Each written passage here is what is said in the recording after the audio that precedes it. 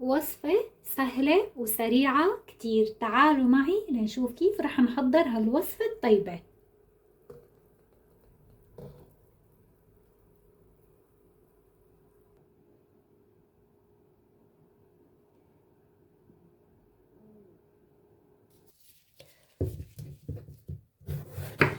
بلش اقطع الفليفلة. بدي اقطع الفليفلة مكعبات.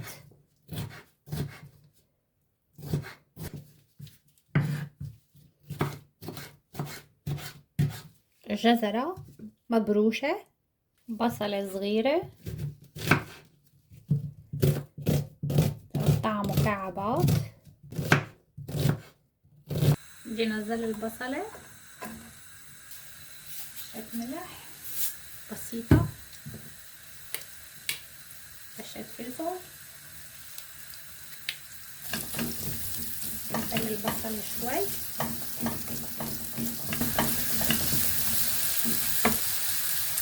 نزل الفلفلة،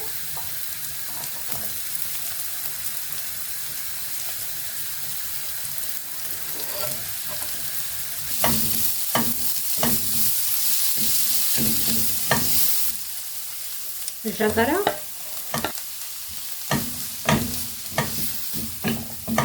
عندي حبة بندورة مقطعة،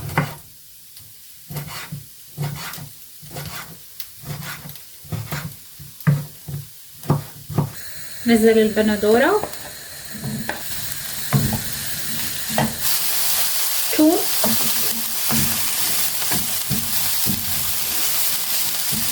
بدي طفي الغاز، بدي اترك الخضرة فريش، ما بدي دبلها كتير، وبدي انقلهم على صحن تاني. هلا هون بهاي المرحلة بدي اقلي الدجاج. عندي دجاج مقطع لحبات صغيرة، مكعبات كتير صغيرة بهالشكل هذا، ومتبلته ببهارات الفاهيتا. هلا بدي احطهم بقلب المقلاية واقليهم.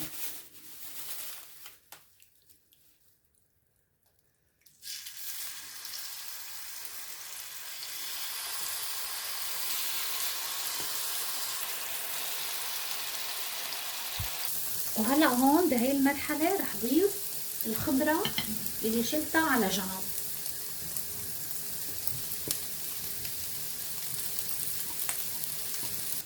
وهلا بعد ما قلبت الخضرة شوي مع الدجاج بدي اضيف كريمة الطبخ، شوي ملح كتر،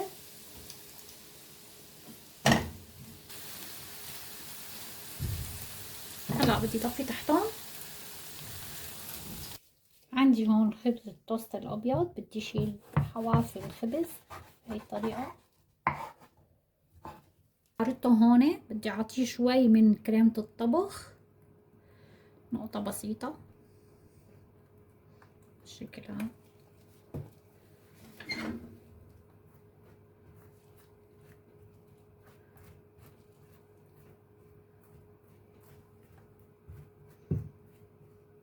هلا بدي اوزع الدجاج بالصينية.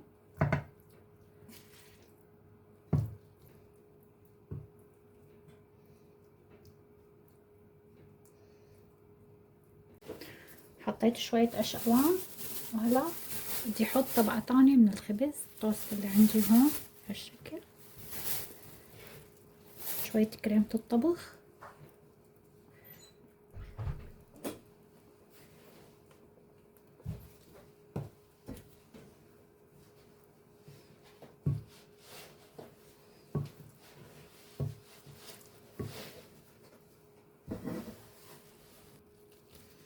شرايح جبنة.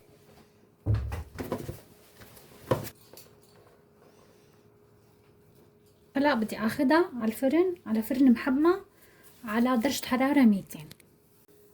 وهي صينية التوست بالدجاج صارت جاهزة.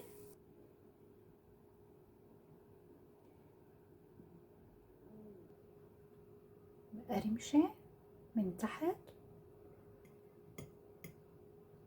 ولا اطيب من هيك، ريحتها كتير طيبة. بتمنى تجربوا هالوصفة وتشوفوا قديش هي وصفة طيبة ولذيذة وسريعة. إذا عجبتكم الوصفة يا غوالي لا تنسوا لايك واشتراك بالقناة. بشوفكن بوصفة جديدة.